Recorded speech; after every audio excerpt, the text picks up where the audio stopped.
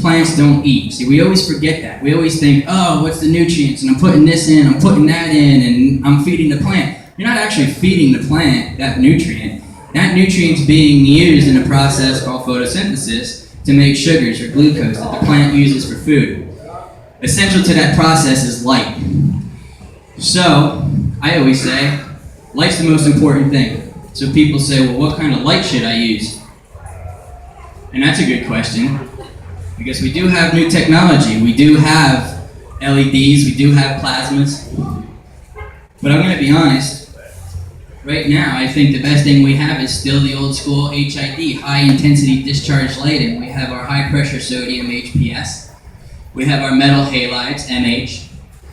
We use the MH, metal halide, in vegetative, usually, because it's bluer, wider spectrum. It keeps the plant short and squat. It keeps the internode length, which is the distance between branches, shorter, which is better for indoor growing.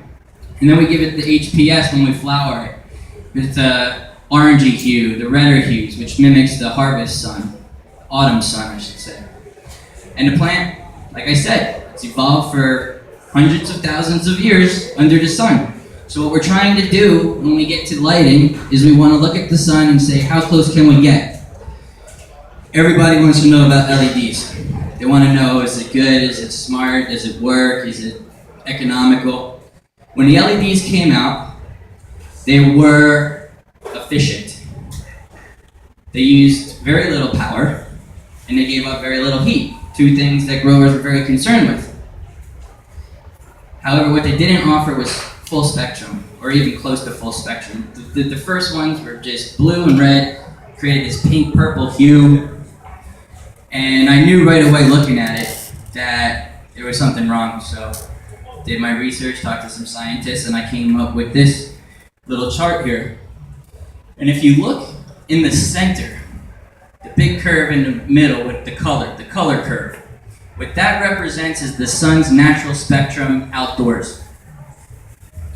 And it's telling you just how much of it is present in nature, up to 100%. So what do you see? You see that the sun, in terms of its full spectrum, and it is full spectrum, is giving off the most of its light in the green, yellow area. Now if you look at the overlaid curve, the white curve, what that represents is the efficiency of the plant in absorbing that color spectrum. So if the bottom here represents the full spectrum, you guys remember Roy G. Biv, science class, okay? Science. No. More science. Science rules. More science. What are we hitting 100 at? The blues and the reds.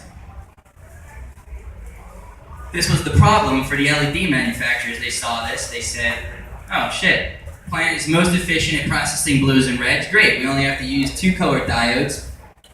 But what they were forgetting is this curve, which is showing you what's present in nature from the sun. The reason why the plant is most efficient at absorbing and processing the blue and the red is just because it's least present in nature. And what do we know? The plant has evolved for thousands, hundreds of thousands of years in nature to become more efficient in that color frequency. That doesn't mean that's all the plant needs. Giving the plant only blue and red is like feeding your newborn only peas and chicken.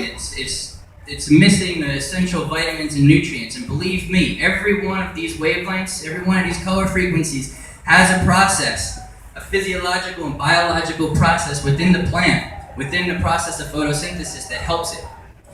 So what we're trying to do when we get inside is we're really trying to give our plants full spectrum. So people say, well, it's been years now, Nico, how do you feel about L.E.Ds now? Well, I should have thought about that a few years ago when I started bashing L.E.Ds, because now they're not so bad. They're not so bad. We have full spectrum L.E.Ds, but guess what? They use just as much power now as the HID bulbs, and they give off just as much heat. Yep. And they cost thousands of dollars. So what have we really gained? Not to mention, with L.E.Ds, you're talking about diodes. These are monodirectional bulbs. They don't have the coverage that we get from the HID lamps. They don't have the reflectors. And so it's problematic. So what I tell people is, look, Stick with your HIDs. And use the LEDs if you want as a supplement. I could tell you that in the red spectral frequency, it carries the highest amount of photons. Photon being the light energy that the plant harvests and uses during photosynthesis. So if you're looking to pack on yield, it's maybe not a bad idea to get some red LEDs and throw it in there over your HIDs.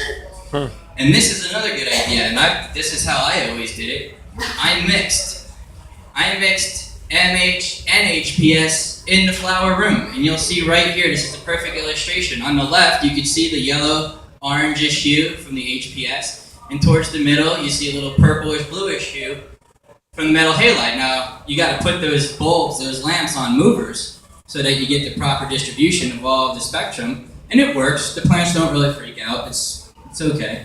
They even make these new light movers that they're like ceiling fans. They go really fast, and that is actually delivering the spectral frequency at the same beat frequency that the sun does. So the plants don't even know that you got 6 bulbs spinning over to the planet. It's just one light, and it's full spectrum. And those are really cool bulbs. Those are called sun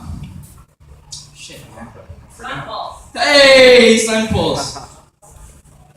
Who is that cute chick? She grows good weed. Sun pulse. So check that out. Okay. So that's my check out Sun Pulse. I'm gonna try to keep this moving. I said we were gonna do simple and basic, and then I just dropped all that science, but I can't help it. Okay, so check it out. Here's a closet grow. I tell you what book I stole this from, if I could remember. How to Supercharge Your Garden by Graham Reinders. It's a really great book. It's a quick reference. It doesn't say ever in it cannabis, but it's what I used in my first grow, and here I am 18 years later, and I still use it. Simple and effective closet grow. Perfect for 6-plant legal limit in Colorado. See, I didn't edit this for Michigan. Nick Escondido. Sorry. How many